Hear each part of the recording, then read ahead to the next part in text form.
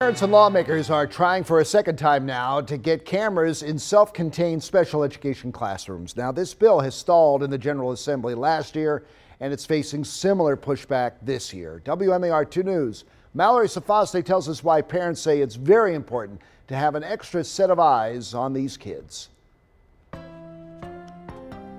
These are students who can't speak for themselves, and when they come home with unexplained injuries, parents don't know what happened, and teachers are unable to defend themselves. Many believe cameras could solve both problems, but not everyone in the disability community agrees on this solution. This here is Ashton, and he came home with a bruise in the center of his back about the size of a fist, 4 inches tall, 2 inches wide.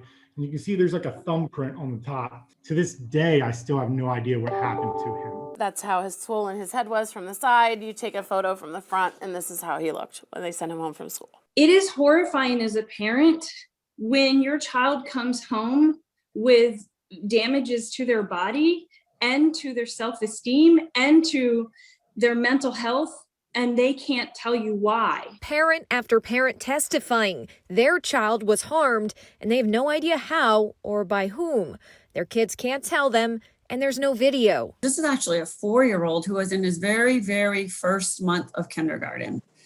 He was a nonverbal autistic child. He came home from school, his parents were giving him a bath, and then saw that he had burns up and down the back of his back. Since Delegate Guyton introduced the bill last year, she continues to hear from parents, this one in the last 2 weeks. Neither the school nor the child, because he was unable to speak for himself, were ever able to give an explanation or provide any sort of resolution. Guyton and Lori Scott, the parent of a nonverbal child, believe cameras can tell the stories these kids can't. This just gives us another set of eyes and a surety in the classroom that if Cassidy were to come home or any kid were to come home with bruises or burns, that if that camera was present and that those actions took place in that classroom, we would be able to view that and figure out what happened. Budget and security concerns held up the bill last year. The latest version is estimated to cost hundreds of thousands of dollars to over $1 million. However, the cameras would be by request and can be paid for through fundraising. Footage could only be viewed by administrators and law enforcement when an incident is reported. There's no audio. It's not going to be reviewed to monitor the teacher in terms of assessing their skills as a teacher or not. Howard County State's Attorney Rich GIBSON said cameras could provide evidence of abuse or none at all. It provides the other side of it as well. It provides protection for the school and the teachers, and it provides protection for the kids. And so that's the reason why I'm supporting this bill. But a coalition of more than 30 organizations advocating for students with disabilities still has questions about the implementation of the cameras and their value, which is giving legislators pause. The disability community is split, first on whether the cameras have value, but secondly on the cost. I think they're worried that if millions of dollars, hundreds of thousands of dollars are spent on camera, is that less money on services to their kids?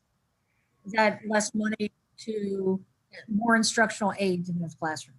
Delegate Ann Kaiser, chair of the Ways and Means Committee, said these reservations will most likely hold up the bill this year. So it's a case of most everyone agreeing with the problem, but not everyone agreeing with the solution. And until there's a consensus, parents fear what could happen without this added assurance. So I get the fear, the guilt, the shame every day that I send him to school of not knowing if he's being abused.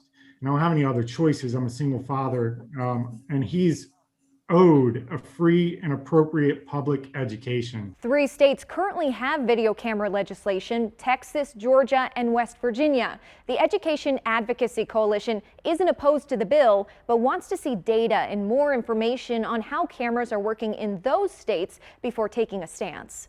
For WMAR 2 News, I'm Mallory SOFASTAI.